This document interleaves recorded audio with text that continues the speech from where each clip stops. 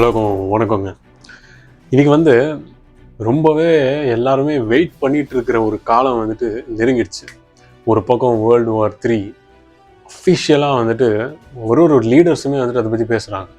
Leaders world war 3 பற்றி பேசி நம்ம பெருசாக பார்க்கல. இதான் ஃபஸ்ட் டைம் பார்க்குறோம். அது வேர்ல்டு வார் 3 பற்றி, அதுவும் இப்போ இருக்கிற மாடர்ன் ஜென்ரேஷனு. சரி, அந்த ஒரு இதை பக்கத்தில் வைக்க வேண்டாம். பட் இந்த டாப்பிக்லேருந்து அதை கொஞ்சம் பக்கத்தில் வைக்கலாம்.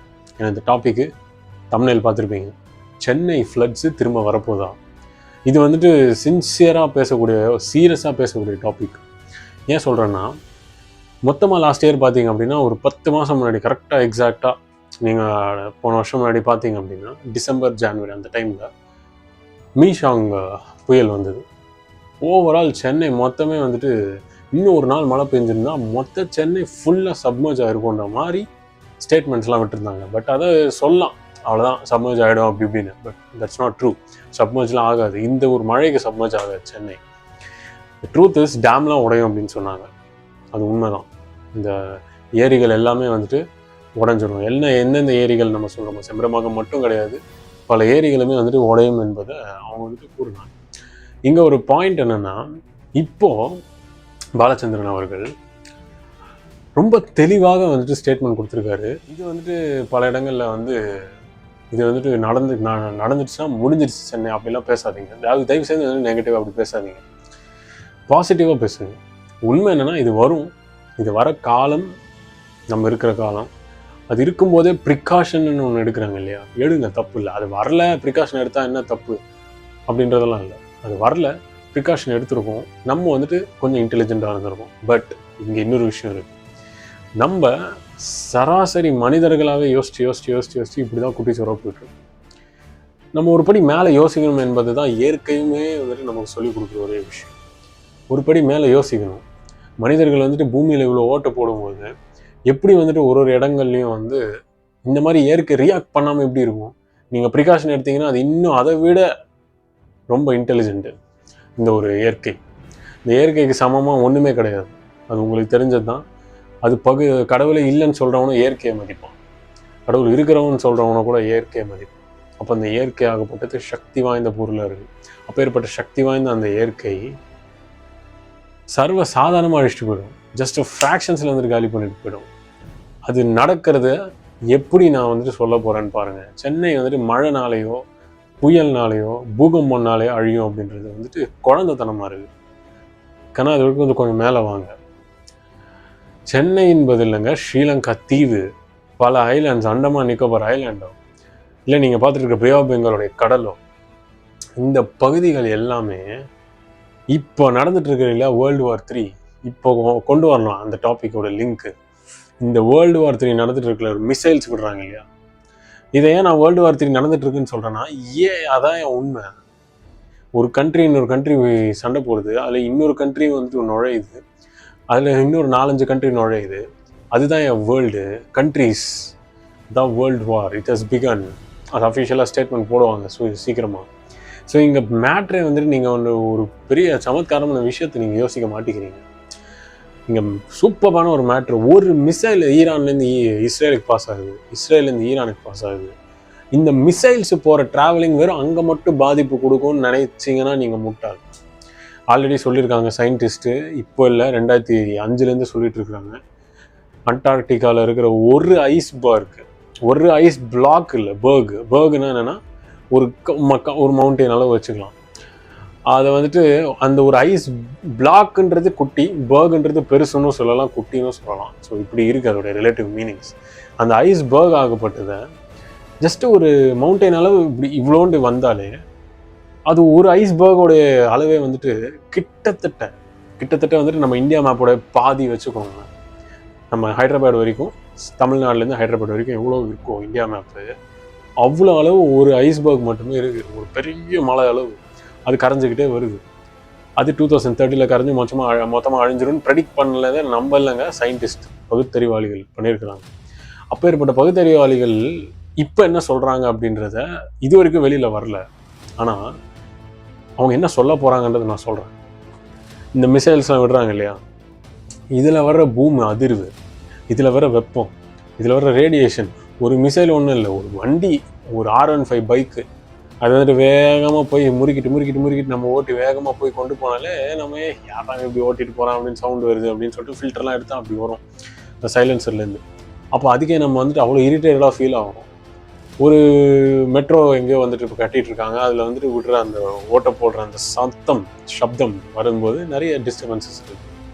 ஒரு மிசைல் எவ்வளோ லேக்ஸ் ஆஃப் டாலர்ஸ் ஸ்பெண்ட் பண்ணி அதை வந்துட்டு அவங்க தயார்படுத்துகிறாங்க. கிட்டத்தட்ட millions and millions of dollars செலவு பண்ணி, எவ்வளோ $500-600 மில்லியன் செலவு பண்ணி ஒரு மிசைலை தயாரிக்கிறாங்க. டிஃபென்ஸுக்கு மட்டுமே அவ்வளோ. அப்பேற்பட்ட மிசைல்ஸ் எல்லாம் அவ்வளோ ஸ்ட்ராங்கான மிசைல்ஸ் ஒன்று பறக்குது. அப்படி பறக்கிற ஒரு மிசைலும் எப்படி வந்து ரேடியேஷன் கொடுக்காம இருக்கும், எப்படி வந்துட்டு அதோடைய ஒரு தாக்கம் வந்து இல்லாமல் இருக்கும் உலகத்தில்.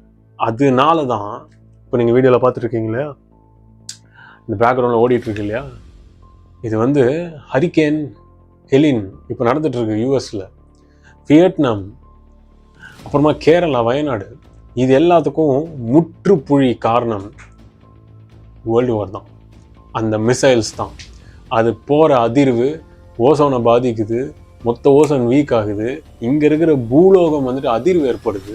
இந்த அதிர்வு ஏற்படுறதுனால இந்த மொத்த வாட்டருமே ரைஸ் ஆகுது. இந்த திடீர்னு ரைஸ் ஆகும். எங்கெங்கெல்லாம் ஹோல்ஸ் இருக்கோ அங்கெல்லாம் ஃபில் ஆகிடும். ஸோ இது இயற்கை தானே. இப்போ ஏற்பட்ட மூல காரணத்தினால் அண்டார்டிகாவுடைய அந்த ஒரு ஐஸ்ன்னு சொன்னோம் இல்லையா, எப்போ வேணால் அது கருகும். அது ரொம்ப சீக்கிரமாகவே கருகும். அப்படி சீக்கிரமாக கருகுனா நாளைக்கு கூட சென்னை அழிஞ்சுப்போம். இதுக்கு வந்துட்டு நெகட்டிவாக சொல்கிறோம் அப்படி இல்லை, பகுத்தறிவாக யோசிங்க. சயின்ஸுன்றது ஓரளவுக்கு ப்ரெடிக்ஷன் தான் பண்ண முடியும்.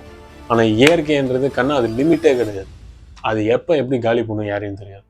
ஏன்னா எத்தனையோ மகான்கள் எழுதியிருக்காங்கங்க. இப்போ நடந்துட்டு இருக்கிற ஒரு செகண்ட், ஒரு நொடி நான் அப்படி கண்ணை திறந்து இப்படி பார்த்தா வெளி உலகத்தில் நடந்துட்டு இருக்க எல்லாமே மகான்கள் எழுதியிருக்கிறது தான். அப்போ ஏற்பட்ட மகான்களை மனிதர்கள் விட்டுட்டு மனுஷன் பிடிச்ச காமம், குரோதம், மதமாச்சல்யம் இந்த ஒரு பாதையிலே நம்ம பயணிச்சு எக்காலம் செத்து நீங்கள் பிழைக்க போறீங்க. எப்படி இதுலேருந்து நான் தப்பிக்க போறீங்க? முடியாது. சரிங்க, நான் செத்து போயிடுவேன். உங்கள் குழந்தைங்க சரிங்க, அவங்களும் செத்து போய்ட்றோம். அப்போ நீ யார் அம்மா அப்பா? எதுக்கு அம்மா அப்பான்னு பெற்றுக்கிறோம்? அப்போ பகுத்தறிவு கொஞ்சம் வரணும். இது வந்தால் தான் வந்துட்டு மாறுங்க. இது வந்தால் இயற்கை உங்களுக்கு துணையாக நிற்கும் தவிர இயற்கை உங்களுக்கு எதிரி ஆகாது. எல்லாருமே இயற்கை எதிரி பண்ணிக்கிட்டு இருக்கிறீங்க. இல்லறத்தில் வாழுங்க, இருங்க, பயிற்சி பண்ணுங்க, மெடிடேஷன் பண்ணுங்க, கிரியா செய்யுங்க. எப்படி நமக்குள்ளே நம்ம டிரான்ஸ்ஃபார்ம் ஆனுன்றதை பாருங்கள். நமக்குள்ளவே அண்டம் இருக்குது. இது எல்லாத்தோடைய லிங்க். இது இன்னைக்கு உலகம் சூடாயிருது, அப்படி வெப்பம் அதிகமாக இருக்குது. அட் த சேம் டைம் வாரோட ஹீட் அதிகமாக இருக்குது. ஸோ இதெல்லாமே தடுக்க யாரும் வரமாட்டாங்க. கடவுள் வந்து தடுத்துருவாருன்னு சார், தடுத்தா எப்படி யோகம் முடியும்? ஸ்ரீகிருஷ்ண பரமாத்மா வந்துட்டு உலகத்து அவர் தடுக்கணும்னு நினச்சா ஒரு செகண்டில் இப்படி சொடக்க போட்டு மொத்தமாக தடுத்துட்டு இந்த குடும்பங்கள் எல்லாத்தையும் யுனைட் பண்ணிட்டு போயிருக்கலாம். அவருக்கு அது வேலை இல்லை.